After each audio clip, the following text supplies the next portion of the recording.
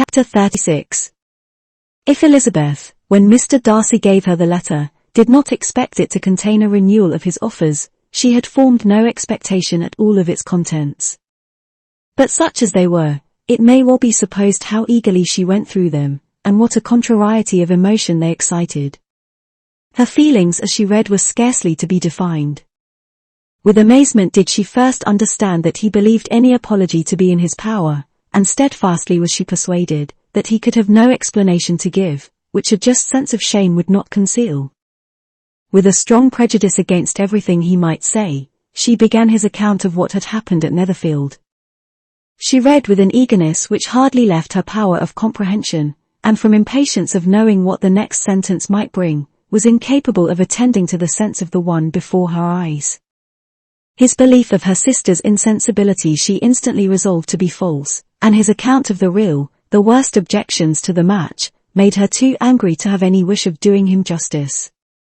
He expressed no regret for what he had done which satisfied her. His style was not penitent, but haughty.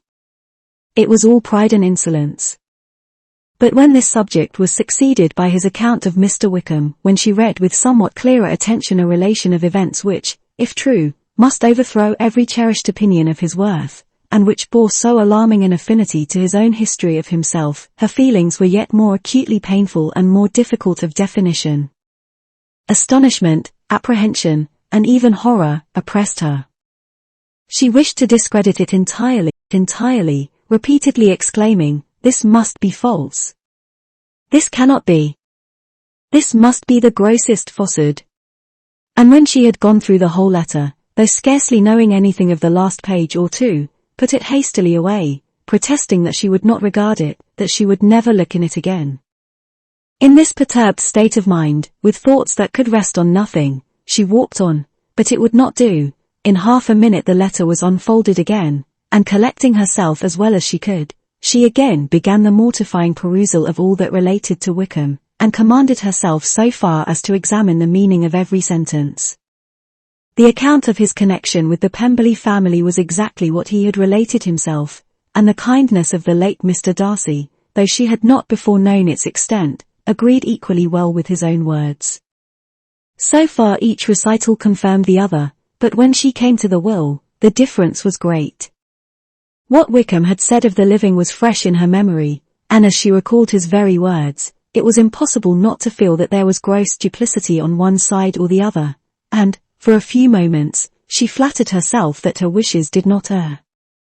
But when she read and reread with the closest attention, the particulars immediately following of Wickham's resigning all pretensions to the living, of his receiving in lieu so considerable a sum as £3,000, again was she forced to hesitate. She put down the letter, weighed every circumstance with what she meant to be impartiality, deliberated on the probability of each statement, but with little success. On both sides it was only assertion. Again she read on, but every line proved more clearly that the affair, which she had believed it impossible that any contrivance could so represent as to render Mr. Darcy's conduct in it less than infamous, was capable of a turn which must make him entirely blameless throughout the whole. The extravagance and general profligacy which he scrupled not to lay at Mr. Wickham's charge, exceedingly shocked her, the more so, as she could bring no proof of its injustice. She had never heard of him before his entrance into the Shire militia, in which he had engaged at the persuasion of the young man who, on meeting him accidentally in town, had there renewed a slight acquaintance. Of his former way of life nothing had been known in Hertfordshire but what he told himself. As to his real character, had information been in her power, she had never felt a wish of inquiring.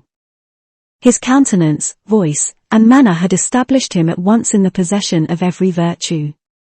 She tried to recollect some instance of goodness, some distinguished trait of integrity or benevolence, that might rescue him from the attacks of Mr. Darcy, or at least, by the predominance of virtue, atone for those casual errors under which she would endeavour to class what Mr. Darcy had described as the idleness and vice of many years' continuance. But no such recollection befriended her. She could see him instantly before her, in every charm of air and address, but she could remember no more substantial good than the general approbation of the neighbourhood, and the regard which his social powers had gained him in the mess. After pausing on this point a considerable while, she once more continued to read. But, alas!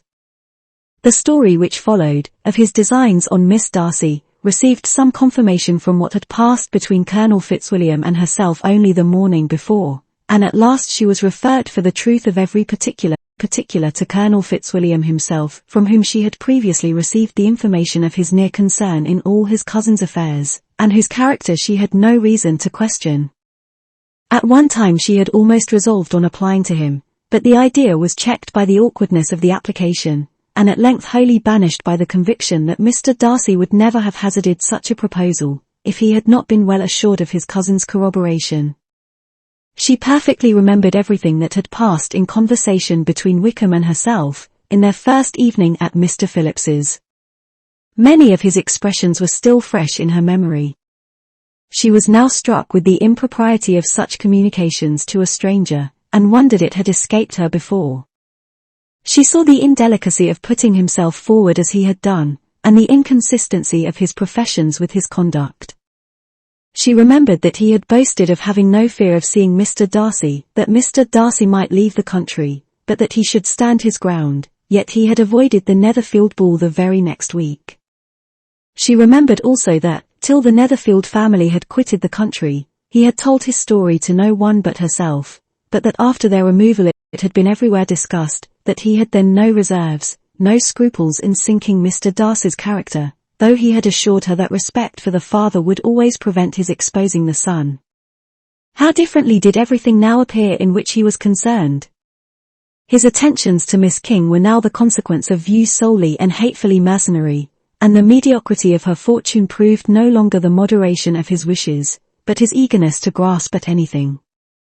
His behavior to herself could now have had no tolerable motive. He had either been deceived with regard to her fortune, or had been gratifying his vanity by encouraging the preference which she believed she had most incautiously shown.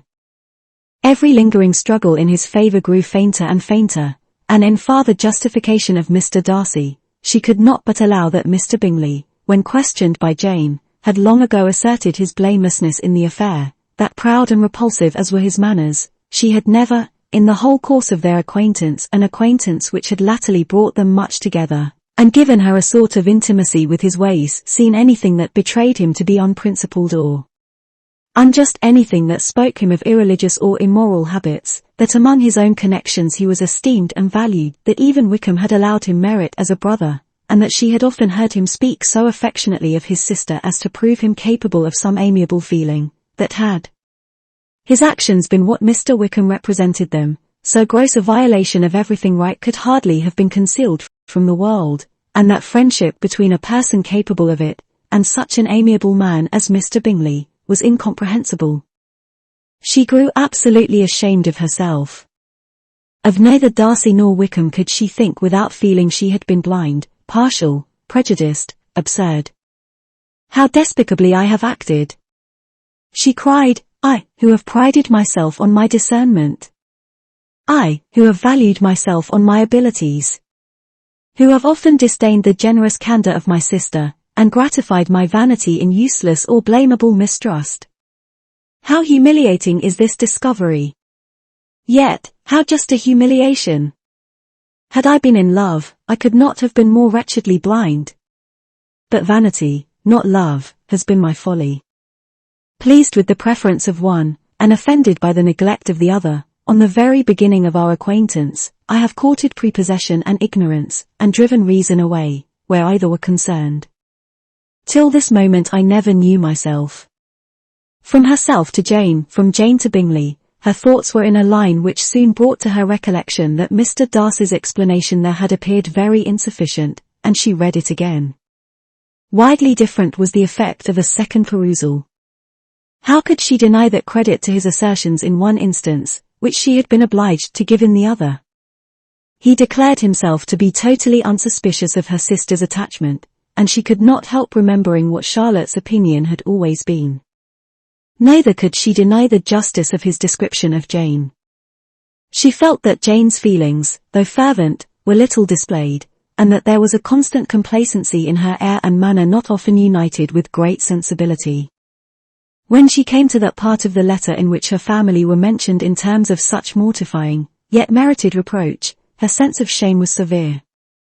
The justice of the charge struck her too forcibly for denial, and the circumstances to which he particularly alluded as having passed at the Netherfield ball, and as confirming all his first disapprobation, could not have made a stronger impression on his mind than on hers.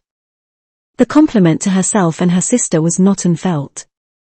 It soothed, but it could not console her for the contempt which had thus been self-attracted by the rest of her family, and as she considered that Jane's disappointment had in fact been the work of her nearest relations, and reflected how materially the credit of both must be hurt by such impropriety of conduct, she felt depressed beyond anything she had ever known before. After wandering along the lane for 2 hours, giving way to every variety of thought, reconsidering events, determining probabilities, and reconciling herself, as well as she could, to a change so sudden and so important, fatigue, and a recollection of her long absence, made her at length return home, and she entered the house with the wish of appearing cheerful as usual, and the resolution of repressing such reflections as must make her unfit for conversation. She was immediately told that the 2 gentlemen from Rosings had each called during her absence, Mr. Darcy, only for a few minutes, to take leave, but that Colonel Fitzwilliam had been sitting with them at least an hour, hoping for her return, and almost resolving to walk after her till she could be found. Elizabeth could but just affect concern in missing him. She really rejoiced at it. Colonel Fitzwilliam was no longer an object. She could think only of her letter,